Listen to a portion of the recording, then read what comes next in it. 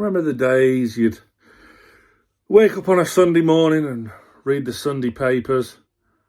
No, I've done it so you don't have to.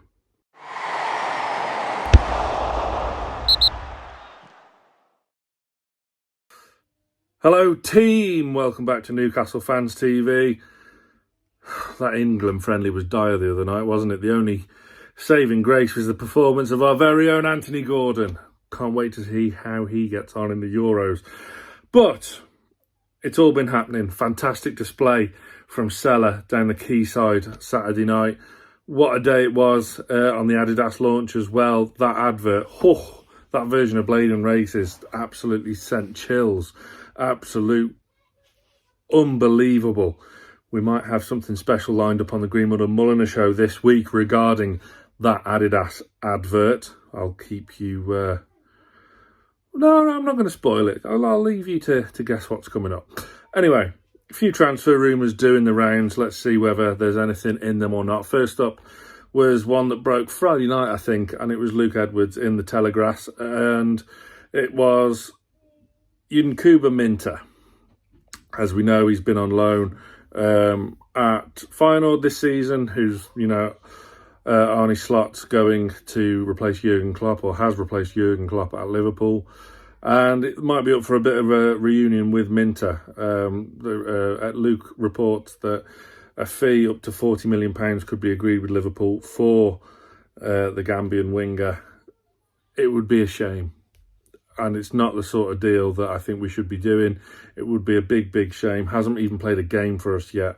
So for him to go straight to Liverpool, that would pain me greatly.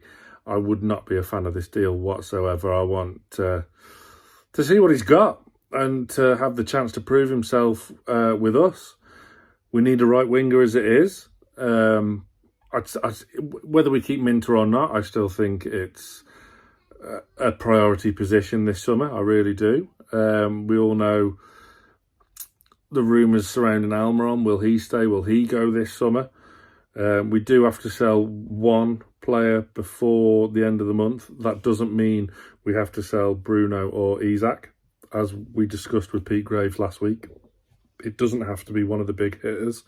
So you would assume it would be someone in the mould of Almiron, but I would hate for that deal to go through without him playing a game for Newcastle. We signed him for around $6 million from OB, and it's just, it'd be a big, big shame. It really would. I hope there's nothing in it, but you never know.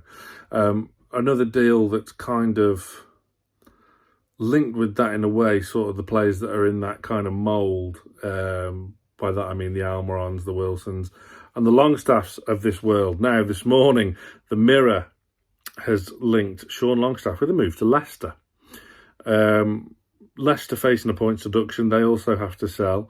The fee reported was $15 million. Now, as you know, I've always been a staunch fan and defender of Sean Longstaff. I think he has a place in our squad long term for me. I know he has his critics, his detractors, and can be made a bit of a scapegoat at times last season. Whatever your opinion of Sean, does 15 million seem a bit cheap to you? Because it does to me. I think that's cheap. Considering, all them years ago, the 50 million. Now, I don't expect us to get anywhere near 50 million for him. But 15... I think is too cheap. I think, considering we sold Perez to Leicester, I know he's about to sign for Barcelona and he's been capped for Spain, and Hostelou won the Champions League and all of that carry on. But I think we should be looking for double that amount for Longstaff. At least, if not 30, at least in the high 20s. I think 15 million is far too cheap. Let me know what you think in the comments. I know he's a bit Marmite is Sean Longstaff this season. Of course, we're going to go... and have reinforcements in midfield this season. Joe Linton back from injury. Bruno, we're still in June, so hopefully by the end of the month, if he's still a Newcastle player, that should be the end of rumours surrounding him. Willock to come back from injury. Finally, he can get sorted. Miley to come back. Anderson's making good progress. His development's going well. And of course, Tonali will be back September time. So it's an interesting one. One phrase, I think it's my new biggest pet hate going around in football at the moment, and it's to do with PSR, and it's the phrase "pure profit," and that's what that would be with Sean Longstaff, because this PSR FFP crap kind of forces you to sell your homegrown talent, and I hate that. It's something for the past 20 years that clubs have been kind of forced to focus on. They have to have so many homegrown players in their squads, especially in the Champions League in Europe, so this PSR completely contradicts that. And this phrase going around, pure profit, just absolutely makes me feel physically sick. But that's what that would be with Sean Longstaff, which is why maybe he could be one that goes. Another one that could go, Aaron Stokes in the Chronicle reported that Dubravka's attracting a bit of interest from at home and abroad. Makes sense. Of course it makes sense. Pope's back, and it was great to see Pope back the last game of the season at Brentford. Unlucky not to be called up in the England squad. And he makes the difference. He does. He makes a big, big difference. Dubravka put in, let's be fair to him, a couple of strong performances. Blackburn in the Cup, for example. But he's put in some woeful ones as well. There's no getting away from that. You don't feel as comfortable with Dubravka in goal as you do with Pope. That's just the way things are. He's getting on a bit. I think he's 35 now, Dubravka. So it makes sense that he's moved on, particularly, of course, as we move on to the last bit of transfer news, is that a bid has gone in, according to Craig Hope of the Daily Mail. A bid has gone in for James Trafford of Burnley, the Burnley goalkeeper. Did very well alongside Anthony Gordon in the for the England under-21s last summer. Cut from the England squad for the Euros, as expected. A bid of 16 million has gone in. 16 million was the reported fee. Burnley bought him for 19. So whether there's clauses, apparently they're holding out for 20 million, which would make sense. But whether there's relegation release clauses, whether there's other bits and pieces, I know the only clause that I concrete know what's happening is City have a 20%, because Burnley bought him off Man City. Man City have a 20% sell-on fee clause. So whether there's relegation release clauses, whether, in there, I don't know. But Trafford is the kind of alternative, I suppose, to be long-term number one, short-term, he'll play second fiddle to Pope. This is because when we were interested in Valencia's Mama's Got a Brand New Dish Billy, 40 million on a goalkeeper just isn't part of the way we're going to do business this summer. We can't afford to spend that much on a goalkeeper when there's other areas, particularly now Tosin's gone to Chelsea as well. Whether we now look to spend money on a centre-back. Yes, Lloyd Kelly is still expected to sign.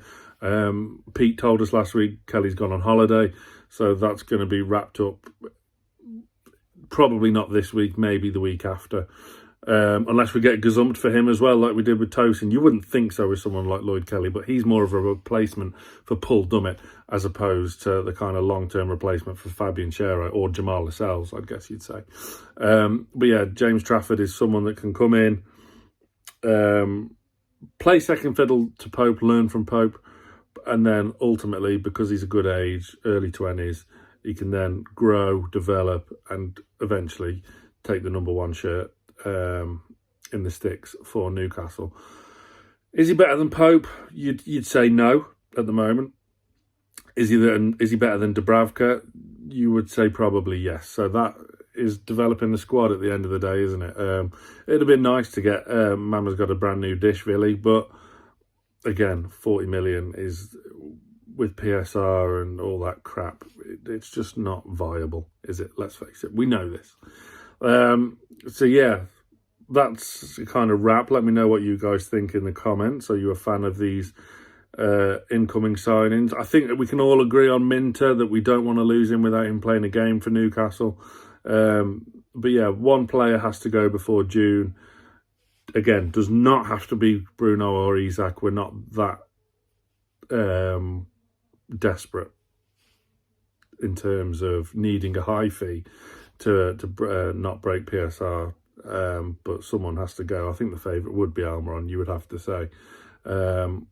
But, you know, Copa America at the moment, Bruno's off with Brazil, Miggy's off with Paraguay. So, look, it's a long month ahead, and it's going to be frustrating. It's going to be painful.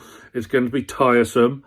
And that's just with rumours around Bruno. So, you know, let's see what happens. I hope you've all got your Adidas shirts.